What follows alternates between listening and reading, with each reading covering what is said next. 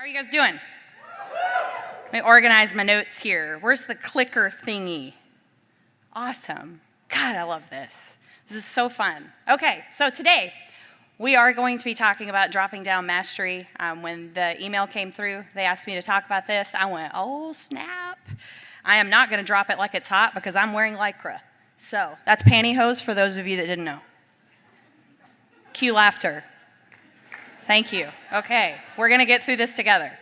So I want to introduce you guys to someone before I get into the meat and potatoes of my talk. If you know me well. You know that I share a lot of stories, and this one is near and dear to my heart, my soul, and my family. That gentleman right there is my dad. That's my dad. He does not look like that anymore. He has a beer belly and a handlebar mustache.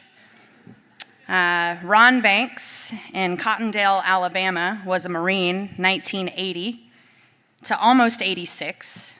He went to Parris Island, went to boot camp, did mostly training exercises his whole career. He never really saw the front line of combat, and he likes to remind family and friends that. He's like, yeah, I was a Marine, but I didn't really do anything. And I'm like, oh my God, Dad, come on.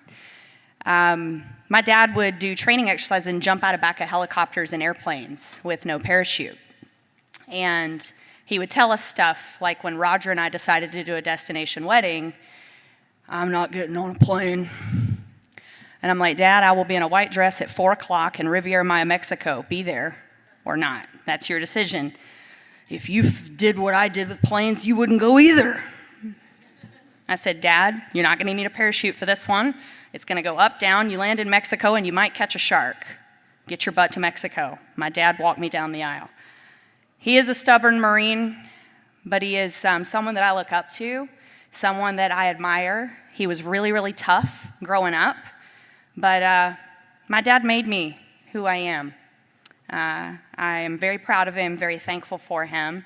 And when Cutco Events came out with something known as federal program, I was one of the first people to raise my hand. Now why? Because I had a military background. My dad was not active from the time I was born in the late 80s, but he still had those characteristics. Make your bed every day, do your best, don't give up, give me some push-ups. You know, all of these things that Dad taught us. I remember when I was at a late night conversation at a meeting like this at Grapevine, Texas. It was RDC years ago, and I was up till 2 or 3 in the morning talking to Keith Hamilton about his vision of what this federal program could be. And I remember the team that we assembled in 2019 to parachute drop directly into Germany. I remember Sean Henry and Will Heffernan and Seth Kinzer and Ian Connors, also Luciano. Any hoo-hoos for these people?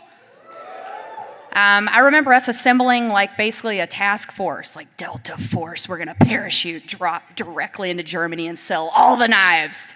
The funny thing about this team, we parachute dropped in for sure. I'll give you that. Why is the clicker not working? There we go.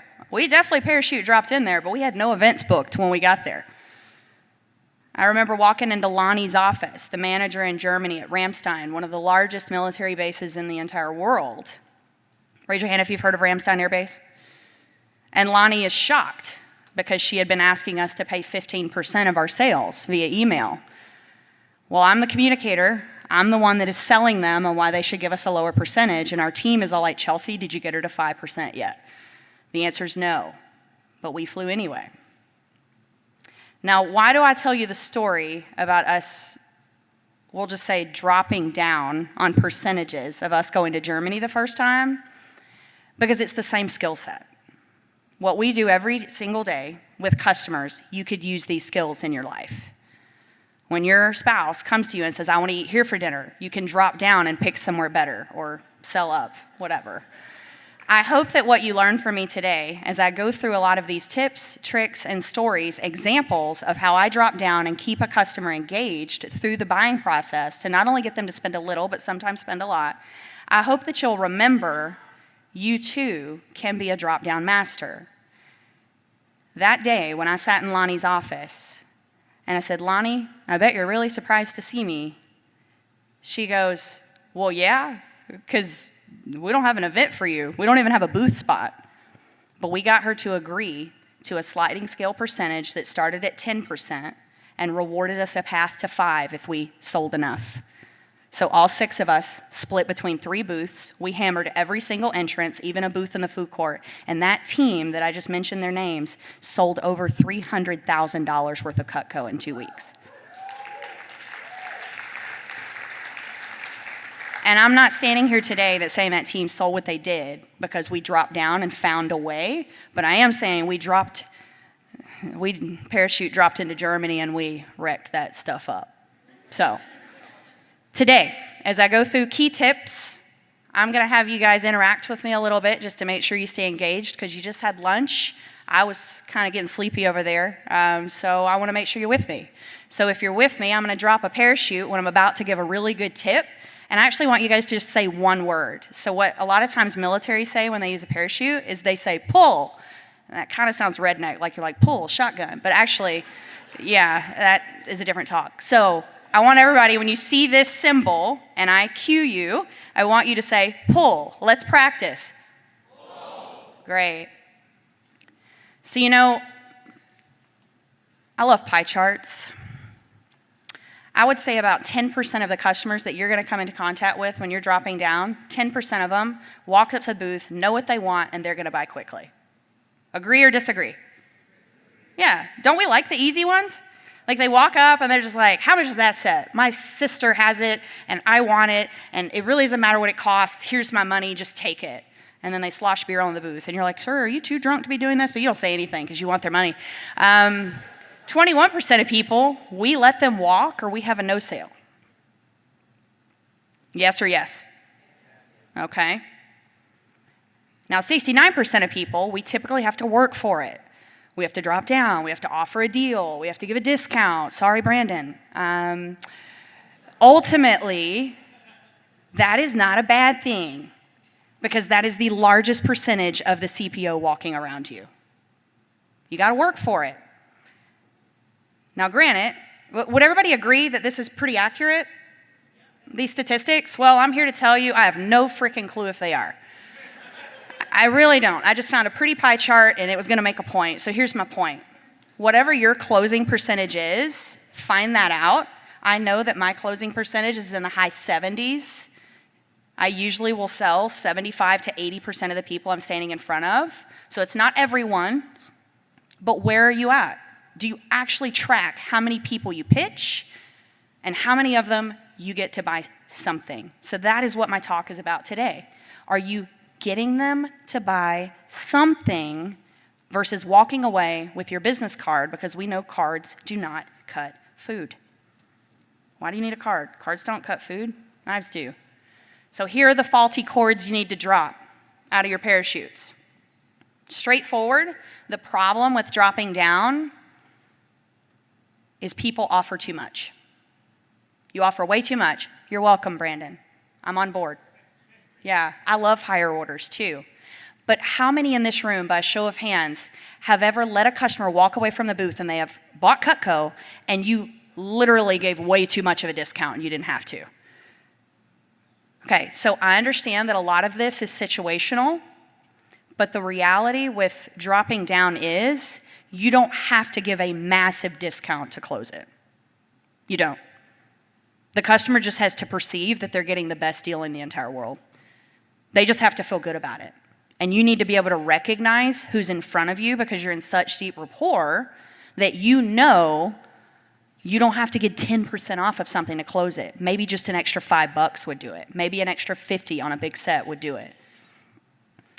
If you're giving too much free stuff, you need to recognize that.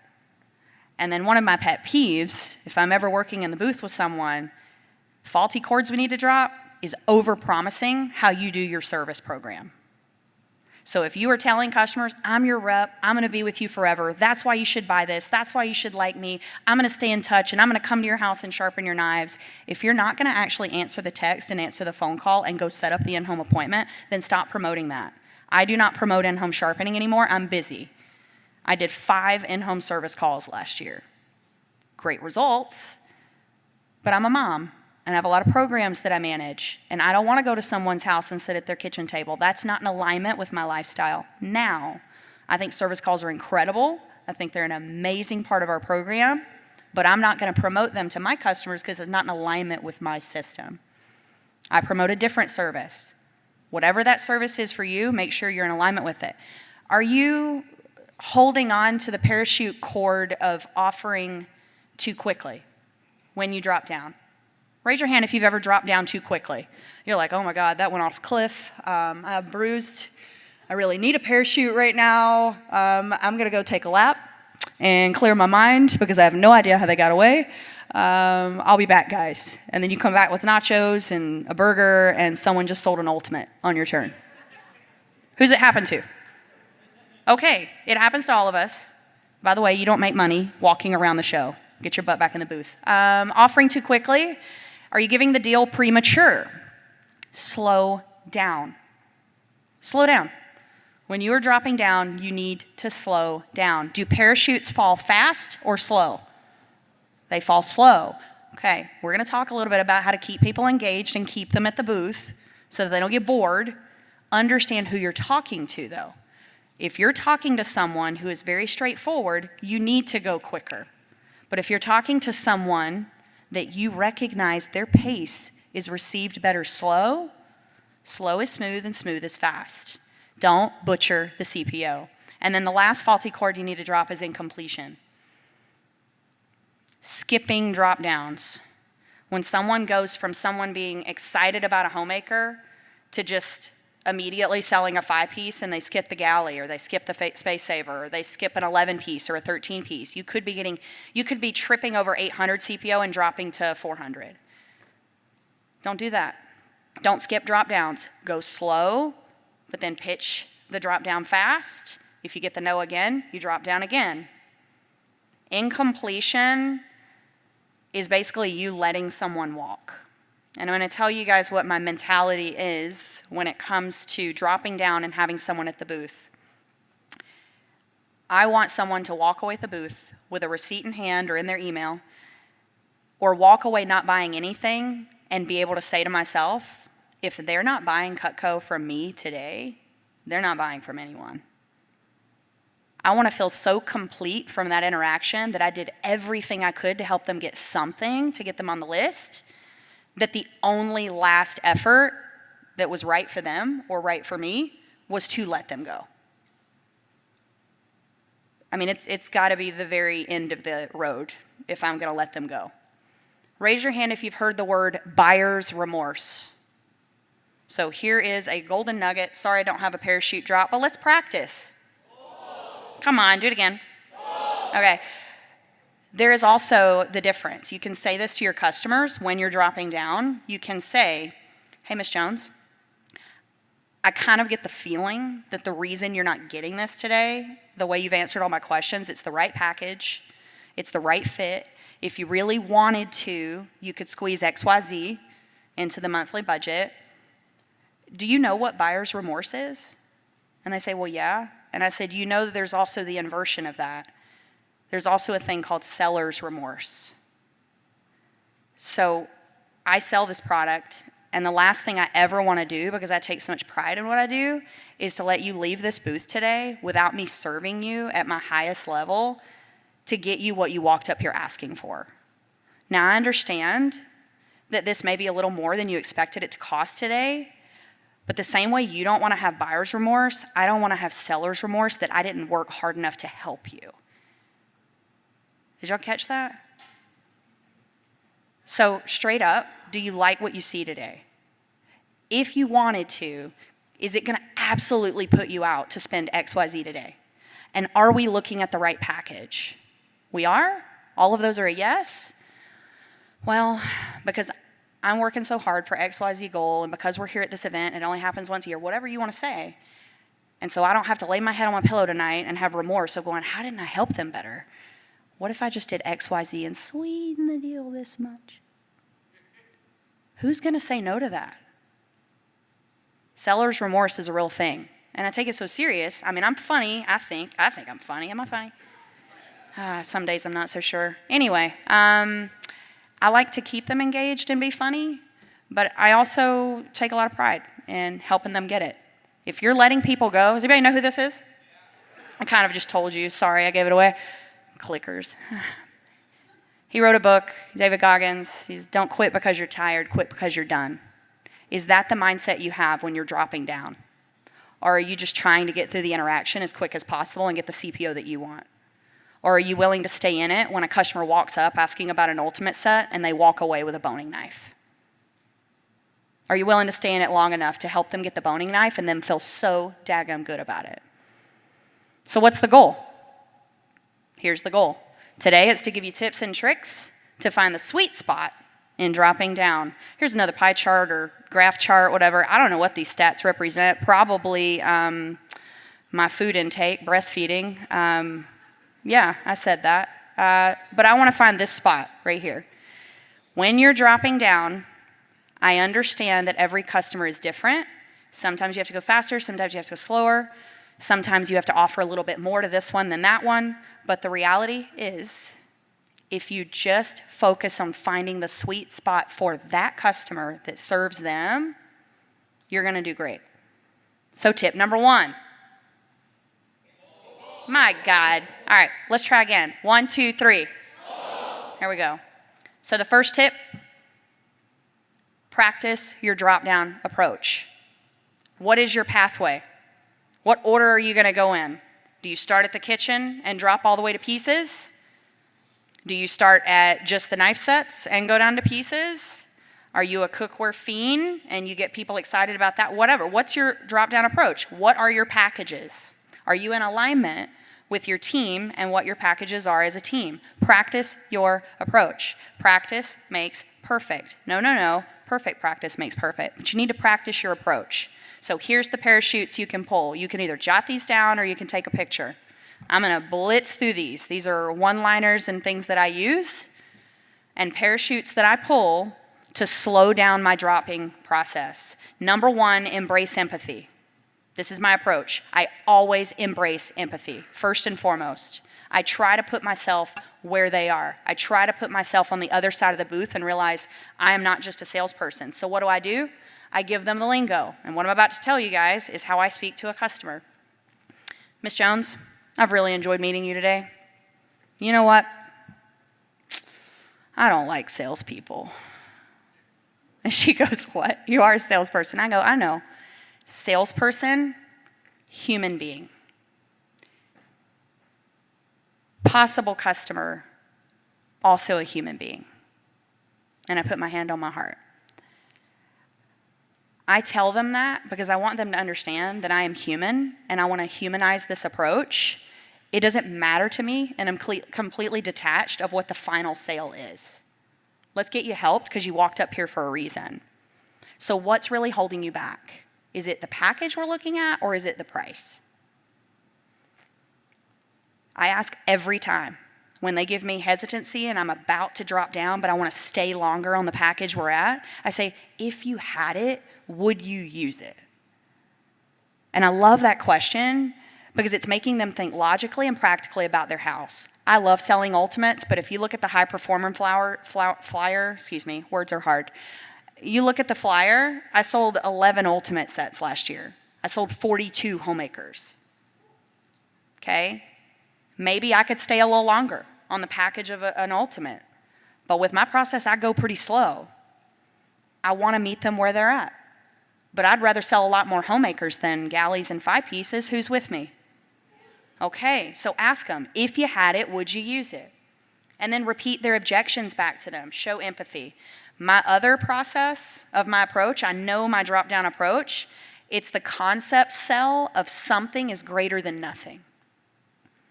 Some Cutco's better than none. And you should normalize them getting something smaller. Normalize it. Hey, Miss Jones, are you definitely going to buy this later?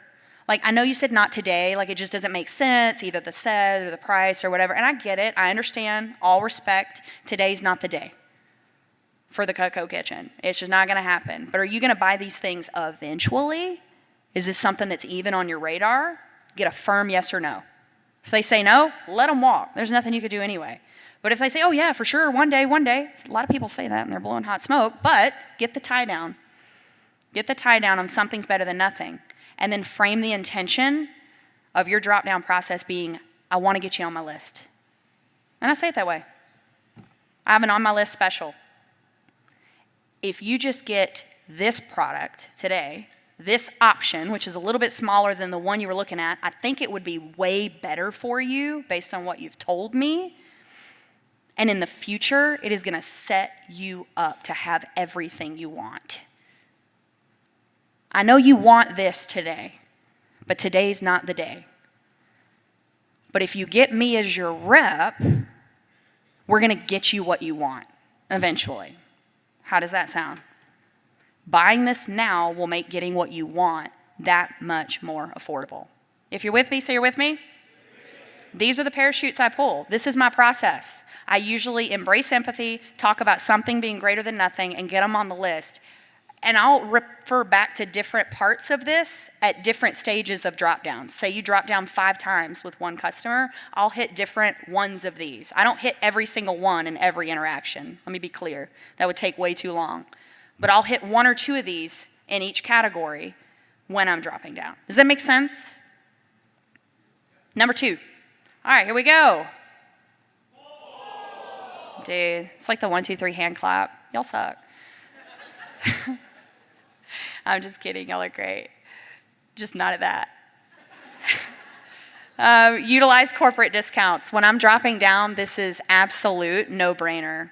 The app is your friend. It's there to help you. Whether you use like a specials binder that Vast Action promotes or you use the app. I personally like the app on my phone and iPad or your laptop. And I just whip it around and show it to the customer. When I say what I mean by utilizing corporate discounts, I mean quoting the retail value. Hey, and I'm going to use a homemaker as an example right now. And I'm going to use the old prices because I haven't been in the booth in 2 days and I need to study. So, Miss Jones, I know the set you're looking at right here. It's $18.65 retail. Honestly, if you go online right now and you add to cart, that's what this costs. Like, you can go build the set yourself online and take out what you don't want and put in what you do, but the reality is you're going to spend almost $1,900 if you buy it yourself. That's what it values for. Well, what's really cool, and I point, is if you get it here today at XYZ, it's only this much because Cutco rewards you for going with our package. You save almost $300 off the set just doing it here. And that's our corporate package discount. So I utilize those to my advantage. No discount that I'm offering, I'm using the corporate package discount as the pitch. And I had a conversation with someone that was field training with me, I think, a couple weeks ago. I don't remember who it was. Oh, this is awful. If you're in the room, I'm so sorry. If this came from you, let me know. Not supporting the payment options when you're dropping down, because I know this is very day 2 of training basic, but they don't get a 5 pay or a 6 pay if you're military or realtor or business gift. They don't get that online. It's paid in full, or I think a maximum of 3 payments. So sell that. Use that as a drop down. Explain to them, hey, you could go home tonight, add to cart, and these are the prices you're looking at. But if you get it here, the biggest perk is that I can, with no penalty, no credit check, good as cash, no interest, I can get you 5 equal blah, blah, blah payments for only this much. You don't get that online if you try to do this without me. So I'm here to help you, to be the bridge, to get you the best possible deal I can. Do you guys understand these are parachutes you should be pulling? Honest with yourself, are you forgetting some of them? Number 3. Oh, I love it. Pull. Number 3 is the check-in and check-in again. This is the last one. There was only 3. Try to keep it simple. Check in and check in again. This goes a lot back to the concept of empathy that I use on the regular when I'm dropping down. And it all comes down to honoring the customer where they're at. You need to see their world, appreciate them as a human being, understand their feelings. When they tell you XYZ reason they're not buying it, their feelings are valid. You don't go, your feelings are bull. You should get this.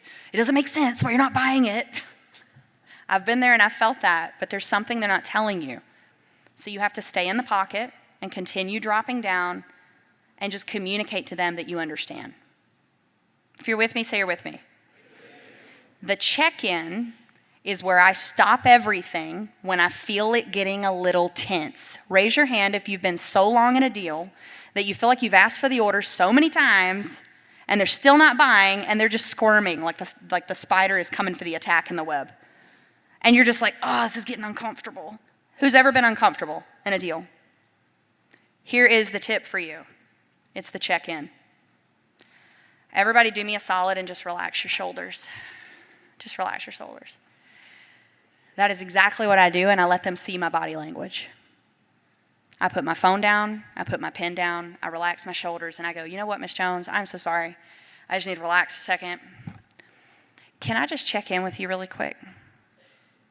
You've told me this, you've told me this, and you've told me this. And it sounds like this, and it sounds like this, and it sounds like this. You're repeating back to them. You're honoring them where they're at. You're honoring their feelings. So I just want to check in with you. Are you comfortable right now? And I say that when I feel it getting tense. Are you comfortable right now? And not a single one ever goes, no, actually, I'm really uncomfortable and I want to leave. None of them say that. But because you paused for 30 seconds, you relaxed your shoulders, and you said, are you comfortable? Are you still in this? Is this something you're actually engaged in and interested in? And if they ever did say no, I'd say, hey, listen, I'm not going to keep you here. If this is just not something you're interested in today, just get out of here. It's totally fine. Be detached, but honor the check-in. So here are the examples. Take a picture of this. I'm not going to spend a lot of time on it. If you're starting at a Cutco kitchen, hell yeah, start big. Package deals, move the needle. Everybody say 2 out of 3 ain't bad. I love selling a knife set and a flatty chest. That's solid. I love selling cookware and knives. That's even better. 3K is manageable when 12K was the starting line. So that's when you hone in dropping down on a favorite package. This is my drop down process. If I pitch the kitchen at the beginning, which you should be doing with everyone, it's a concept. Take 30 seconds, start your pitches with the kitchen, and they bite. Does everybody follow? You start at the kitchen, they bite. This is my drop down process. If everybody's got this, you see it, say I'm good. Okay? You want to give them a deal on their favorite package, but not too good of a deal, right? And then you want to play the trust game and win them over. So I'm going to give you guys a bonus shoot. Oh my God, that's the best one. It's because it's bonus. God, y'all like extra credit. I love it. So when I find the package after the check-in and I know we're there, do you guys know the feeling that I'm talking about? You're like, we're there. We're so close. I'm about to get the Discover or Amex or whatever. I love using this when they give me the objection on the package that I know and they know and the energy knows is right for them. You guys understand what I'm saying? I use this as my red light, green light close. You guys want to hear the red light, green light close? Now, you probably have heard it before if you've worked with me in the booth, so sorry, but I think it's great and customers pretty much always buy. So I whip the app around and I show them the green thumb, the yellow thumb, and the red thumb. And I basically just tell them, Miss Jones, have you ever been at a red light? Yes. Where are you going with this? Stay with me. If you've ever been at a red light, what does red light mean? Red light means no. Miss Jones, I can't do that deal for you if it turns red. Corporate doesn't let me. That's a great deal for you. That's a really awful deal for me. And I will never do a deal in the red. What do you think green light means, Miss Jones? And they go, go? I'm like, yeah, you should get it. It actually means go, you got this, you're going to love it. It's a great deal. You're getting $300 off this blah, blah, blah package today. But it sounds like something's still holding you back. So I want to try to win you over so you trust me and you like me and you know I have your best interests at heart.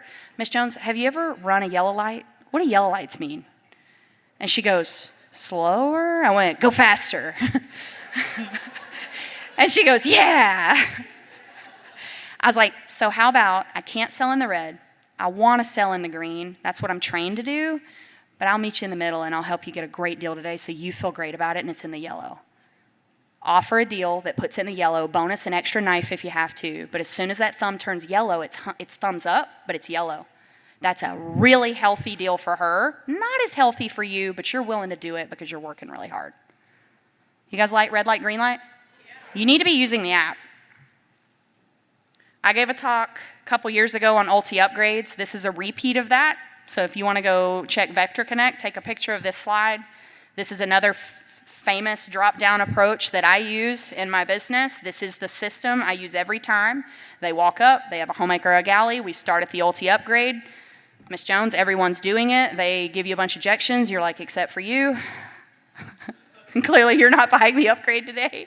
But are you dropping down to a 5-piece from the upgrade? No, you're skipping all these upgrades. That's what I'm talking about when dropping down. Slow is smooth, smooth is fast.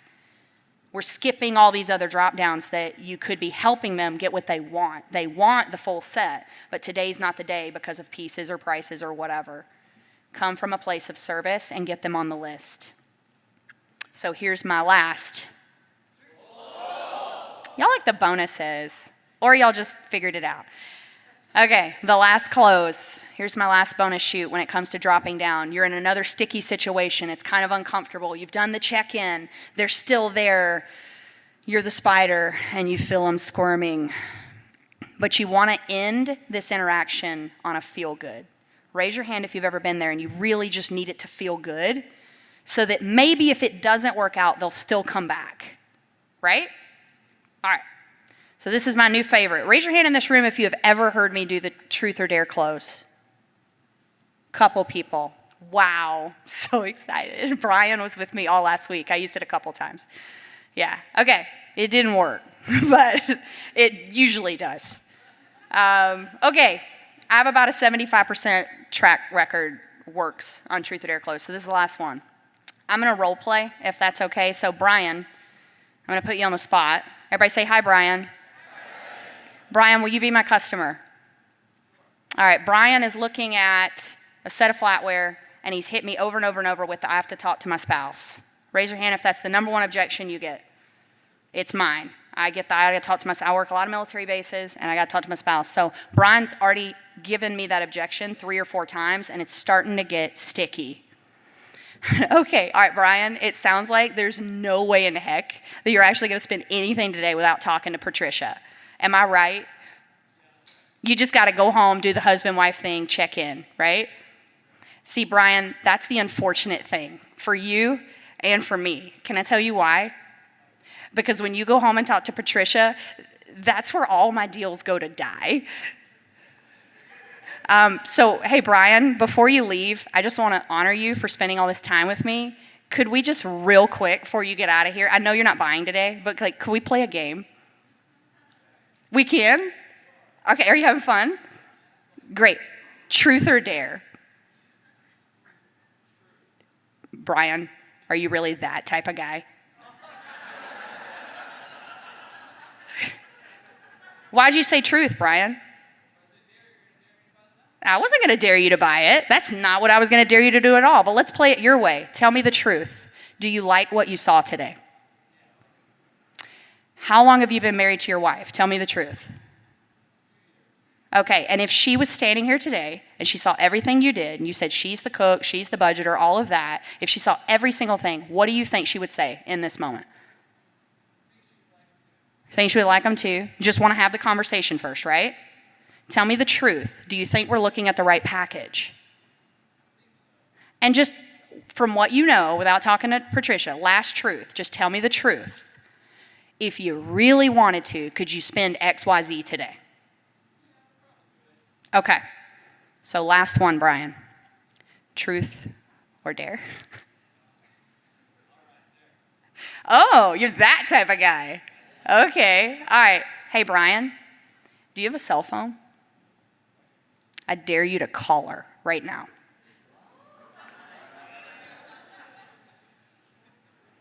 And he's calling. I cannot tell you how many orders I have closed by getting the wife on FaceTime or the wife on the phone just to honor her, honor the relationship, tell them what he's looking at, and just see if she's even interested. If she shuts it down, she shuts it down, and he walks away feeling great because it was a fun game. Anybody like the truth or dare close? Yeah. That was the whole thing. Everybody clap for Brian. So these are all of my tips and tricks. These are all the ways that you can slow down. I do circle back at the end of this to that first trip to Germany, and I want to just leave you guys with this. I want to leave you with this, okay? I believe that if this company, I believe this in my core, if this company gets really good at serving people, whoever is standing in front of you, serving them where they're at, no matter how big or how small that package or that set or that flatware or that cookware is, serving people, it comes all the way back, military or not. It's just like when our team dropped into Germany. Yeah, we wanted to sell a lot of knives, but the reality is we were serving hundreds of families with a product that they can't get access to because they live overseas. And thinking of that as the bigger picture, because these families serve us, so we can go do what we want to do, I do believe that if you don't get better, all of us, including myself, at dropping down, we turn our businesses into massive dumpster fires. And with that, John, I cue a finishing video. This video was from Germany. All right, so we're in Germany. This is what happens. There's Seth. Woo! Hey, Seth. There's Sean. And Ian and Will.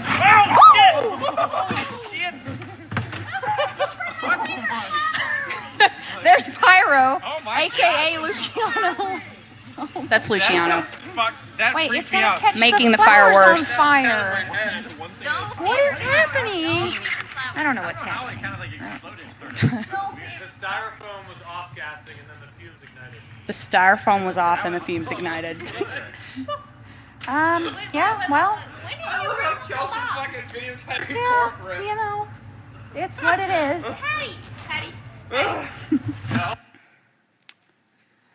I love that team. And that was simple, but it was a ridiculous thing we were doing in the backyard. We contained it. I understand what just happened. This PowerPoint was made before all of that happened. But the reality is, don't set fire to your business in that way. Drop down, serve people, do the right thing, stay in the pocket, and I hope we all become masters. Thank you. Park it like it's hot. Park it like it's